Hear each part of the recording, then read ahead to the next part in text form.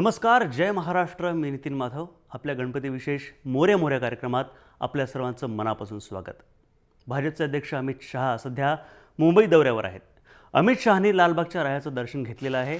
यावेळी त्यांनी बाप्पाच्या पायावर डोकं टेकून प्रार्थना केली. यानंतर ते गिरगावच्या राजाच्या दर्शनासाठी जाणार आहेत.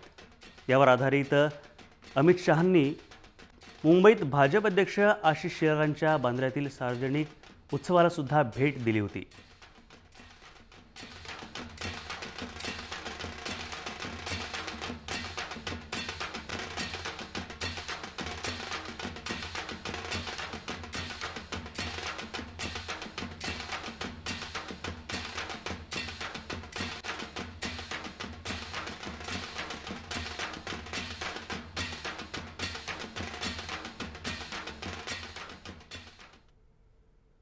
स्थापनेनंतरचा तिसरा दिवस आणि या तिसऱ्या दिवशी लालबागच्या रायाच्या दर्शनासाठी भक्तांची रीग लागलेली पाहायला मिळते. त्याचप्रमाणे सेलिब्रिटीही लालबागच्या रायाच्या दर्शनासाठी येत आहेत. बिग बी अमिताभ बच्चन तसंच अभिनेत्री शिल्पा शेट्टी हिनं सुद्धा राजाचं दर्शन घेतलेलं आहे.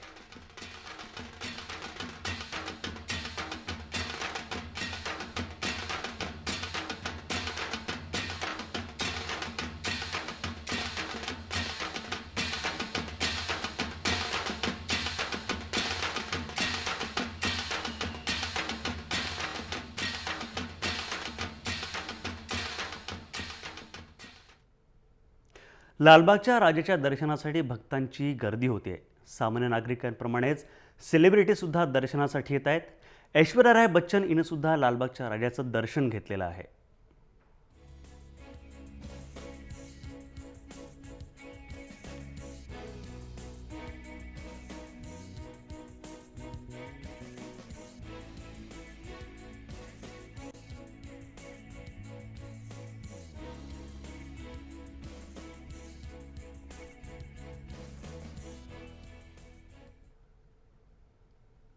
वडाळा राम मंदिर इथला GSB मंडळाचा गणपती सोन्याचा गणपती म्हणून प्रसिद्ध आहे.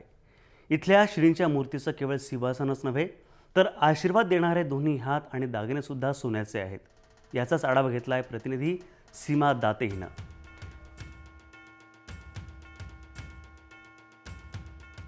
वडाळा इथला सोन्याचा गणपती म्हणून प्रसिद्ध असलेला GSB मंडळाचा हा गणपती तुम्ही पाहू शकता. एकूणच गणेशाची जी मूर्ती आहे ती तुम्हाला पाहायला मिळते, पण त्याचबरोबर जे दागिने आहेत ते सगळेच दागिने सोन्याचे आहेत. आणि तितकंच नाही तर सोन्याच्या सिंहासनावरती बसलेला हा बाप्पा जो आहे तो त्याच्या भाविकांना आशीर्वाद देताना देखील पाहायला मिळतोय.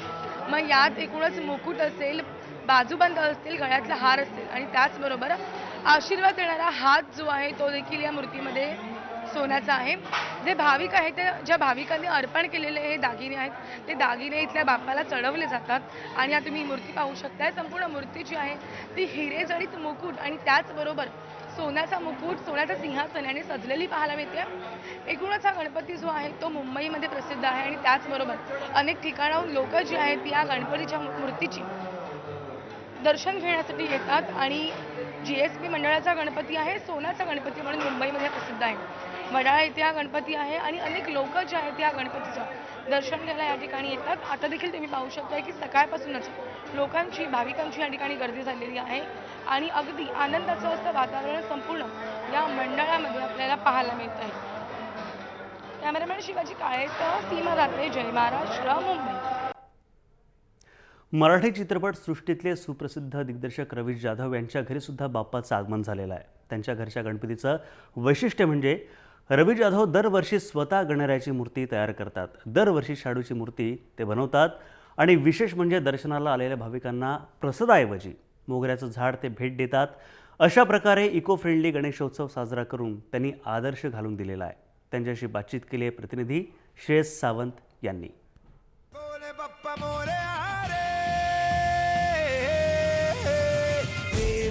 हरता है बप्पा बिघिन हरता, लगते रहे माथे पे जिसके भी निखरता, कर्म की कसौटी पे है खरा उतरता, इसीलिए तो सबसे पहले बोले बप्पा मोरे आरे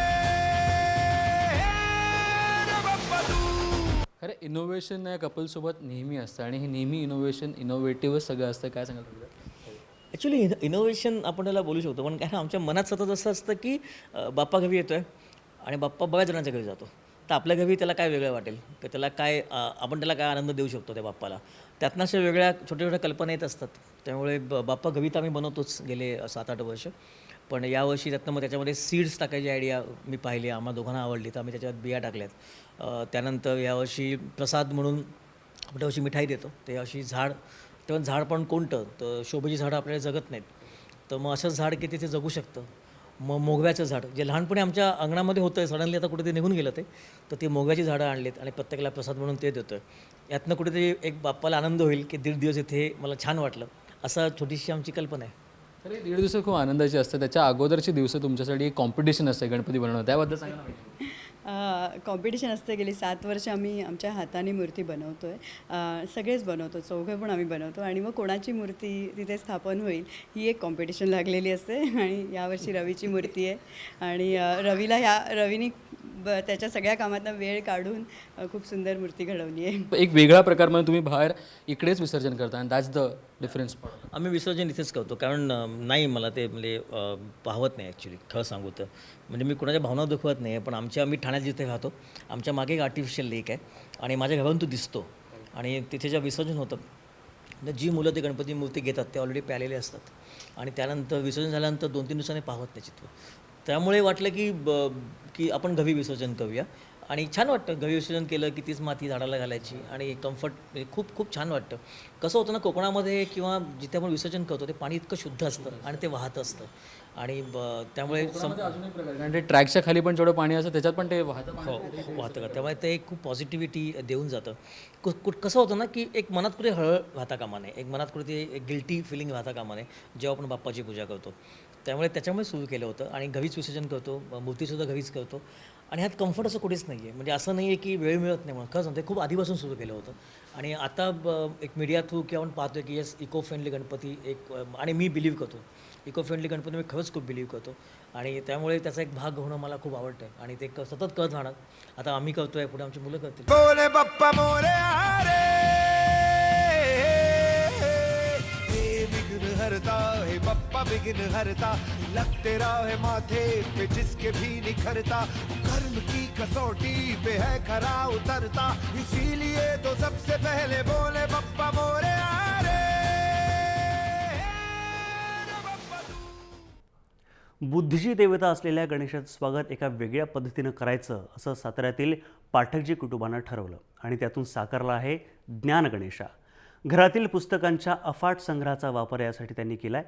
20-30 पैशांच्या जुन्या पुस्तकापासून ते 3,000 रुपयापर्यंतच्या पुस्तकांपर्यंत विविध विषयावरची तब्बल 680 पुस्तकं या सजावटीसाठी वापरण्यात आली आहेत. कथा, कादंबऱ्या, कविता संग्रह, आध्यात्मिक, पाककला विषयक, त्याचबरोबर चित्रपट विषयक, राजकारणावरचे अनुवादित अशी पुस्तकं यासाठी वापरली गेली आहेत. पद्माकर पाठकजी यांचीही ही संकल्पना आहे.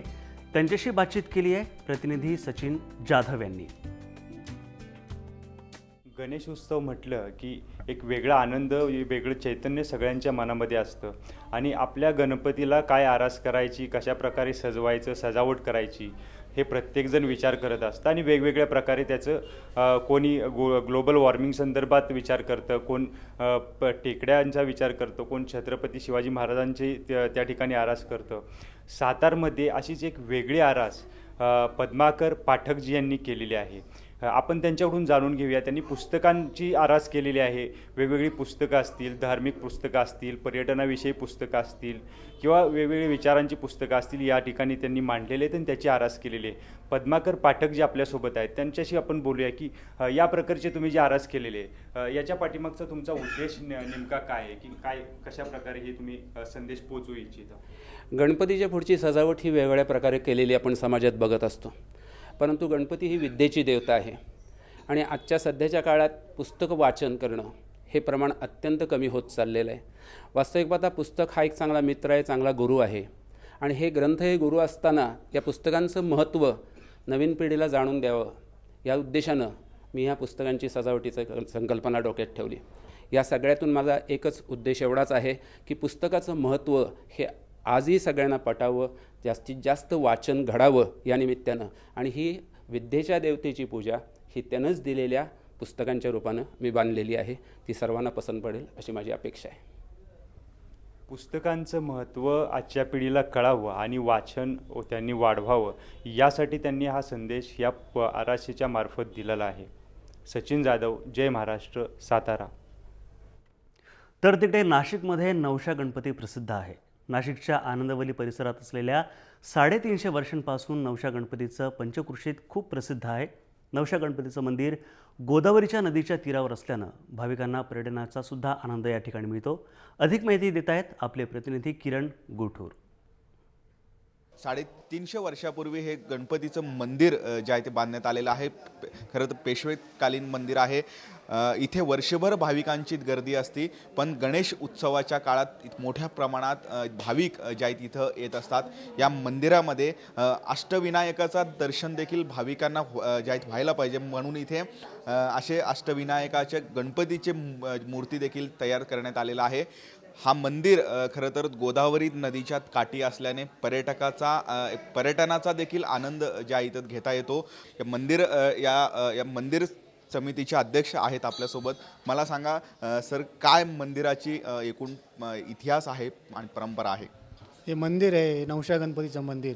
हे पेशव्यांचं मंदिर आहे. याची स्थापना 1774 साली झालेली आहे. आनंदाबाई पेशवे यांचा इथं मोठा राजवाडा आहे. हे शनिवारवाड्यातून पुण्याचे शनिवारवाडा आहे तिकडे इथं आल्या होत्या त्यांनी इथं राजवाडा बांधला. 1764 साली इथं मंदिराची स्थापना केली. त्यांनी नवस केला होता इथे का बाबा मला जर मुलगा झाला तर मी मंदिराची स्थापना करेल. ते इथं आल्यानंतर त्यांनी नवस त्यांना मुलगा झाला, विनायक नाव ठेवलं त्याचं. मग त्यांनी मंदिराची स्थापना केली. नाशिकच नव्हे तर संपूर्ण महाराष्ट्रातून भाविक या मंदिरात जे आहे ते गर्दी करत असतात. किरण गोटूर, जय महाराष्ट्र न्यूज, नाशिक. सामान्य नागरिकांप्रमाणेच राजकीय नेत्यांच्या घरी सुद्धा बाप्पाचं आगमन झालेलं आहे. नाशिक पश्चिम विभागाच्या भाजपच्या आमदार सीमा हिरे यांच्या घरीही गणरायाचं आगमन झालंय. राजकीय क्षेत्रात वावर असल्यानं कुटुंबाकडे फारसं लक्ष देणं कठीण असतं. गणेश उत्सवाच्या निमित्तानं मात्र एकत्र कुटुंबासोबत वेळ घालवता येतो आणि त्यातून आनंद मिळतो असं आमदार सीमा हिरे यांनी म्हटलेलं आहे.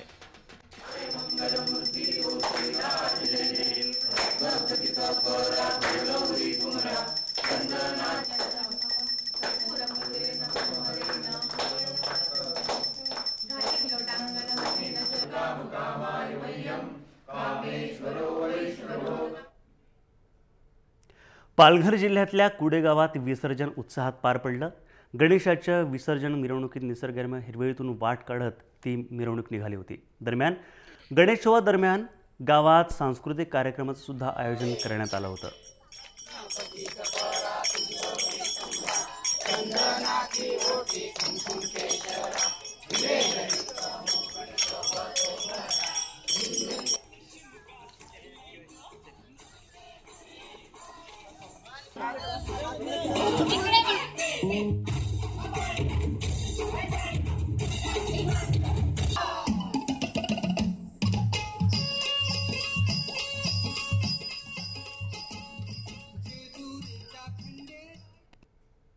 या संपूर्ण गणेशोत्सवाच्या काळात मुख्य आकर्षण असतं ते मखर सजावटीचं.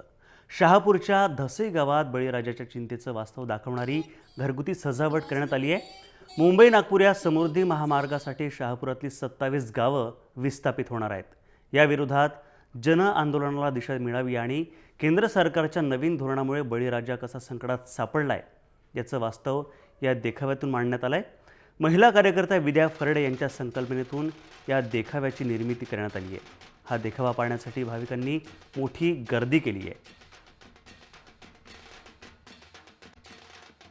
आहे की नंतर मोठमोठ्या सिटी होणार आहेत, सगळीकडे हायवे होणार आहे. त्यामुळे जे पशु प्राणी आपण जे आज पाहतोय ते सुद्धा आम्हाला दिसणार नाहीयेत. आणि त्याचबरोबर हे जी सिटी होणार आहे त्या सिटी नंतर माझे शेतकरी बांधवांवर ही अशी परिस्थिती ओढवणार आहे की अत्यंत म्हणजे भीक मागायची आमच्यावर वेळ येणार आहे. आणि ही सर्व परिस्थिती आम्ही या डेकोरेशन मधून दाखवून घेतलेली आहे आणि लोकांमध्ये शेतकऱ्यांमध्ये जनजागृती करण्याचा आम्ही प्रयत्न केलेला आहे. सिन्नर तालुक्याचा वैभव असलेला महागणपती हा ऐतिहासिक धार्मिक वास्तूंपैकी एक मानला जातो. महाराष्ट्रातील 2 नंबरची उंच असलेली भव्य मूर्ती राज्यासह देशाविदेशात प्रसिद्ध आहे. 17 फूट उंचीची ही मूर्ती आहे. या गणपतीची मूर्ती सिन्नरचे वास्तुशिल्पकार रंगनाथ गंगाराम लोखंडे यांनी स्वखर्चातून 1947 साली साकारली. मूर्ती साकारण्यासाठी वाळू, दगड, विटा आणि स्टीलचा सुद्धा वापर करण्यात आला आहे.